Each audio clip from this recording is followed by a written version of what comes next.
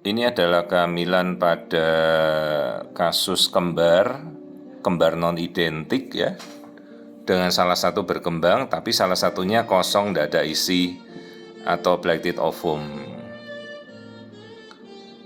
Ya, semua jenis kehamilan kembar itu bisa saja terjadi dengan segala variasinya. Nah, yang kali ini hamil satunya berkembang, ada janinnya bagus pertumbuhannya, tapi sayang yang satunya kosong ya. Yolk sac tidak ada, embrio tidak ada, jadi blacked ovum satunya.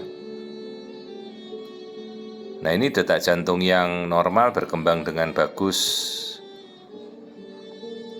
Biasa pun tidak ada keluhan apapun, tapi mungkin saja kan reaksi kehamilan yang tidak berkembang itu bisa membuat mungkin ada keluar flek. Ya, kadang-kadang ibunya mules. Ya, bagaimanapun juga namanya reaksi kehamilan yang tidak berkembang itu akan ditolak oleh tubuh kita.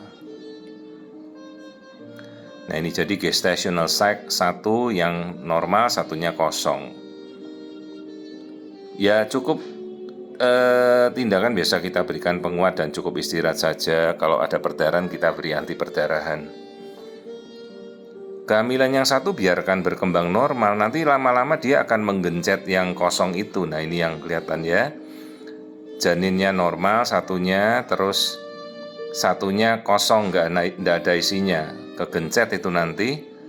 Jadi yang berkembang ya berkembang terus.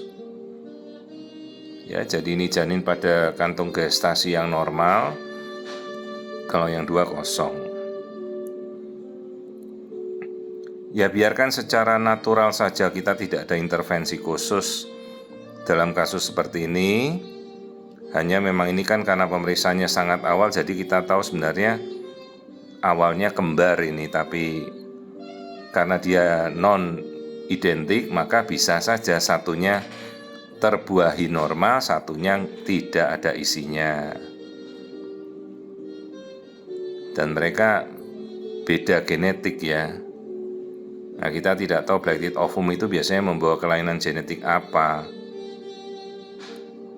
Maka hati-hati pada pemeriksaan genetika. Kadang-kadang kan sekarang zaman sudah maju, si ibu mau periksa genetika, namanya NIPT ya, non-invasive prenatal test, diambil darahnya, harus dijelaskan bahwa ini hamil kembar dan harus dilakukan screening, jangan main asal cek genetik.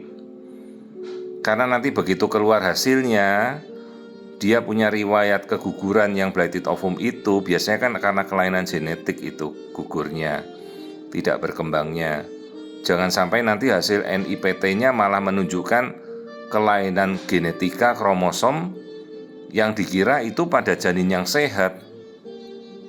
Ya, jadi jangan sampai hasilnya false positif, dikira kelainan genetik, ternyata bayinya normal, padahal yang kelainan genetik itu yang blacked ovum yang tidak berkembang ya.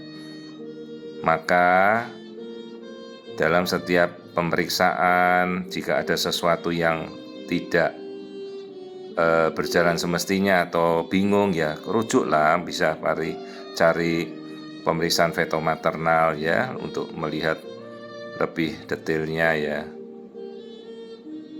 Zaman sekarang ya banyak ibu-ibu kan sudah mengerti apa itu feto maternal. Jadi subspesialisasi di atas dokter kandungan selama pendidikan lebih kira-kira 4 tahun ya. Jadi mereka harus belajar lagi, mengambil pendidikan yang lebih dalam untuk melihat kelainan-kelainan bayi ya.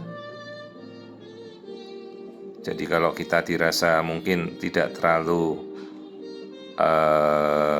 menjelaskan definisi apa-apa, misalnya kehamilan seperti ini ya, mungkin bisa dirujuk ke feto maternal atau kita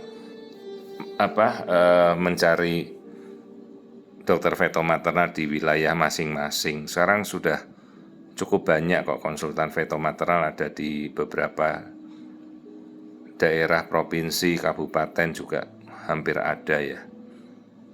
Ya tidak banyak tapi sudah hampir tersebar. Ya, ini kelihatan janin yang normal dengan detak jantungnya, aliran darahnya di sekujur tubuhnya. Jadi ini adalah contoh kehamilan kembar non-identik, satu berkembang bagus mencapai 9 minggu, tapi satunya kosong, tidak berkembang, blighted ovum ya, tidak perlu diapa-apakan. Ini semuanya proses natural saja. Kehamilannya berjalan dengan baik kok.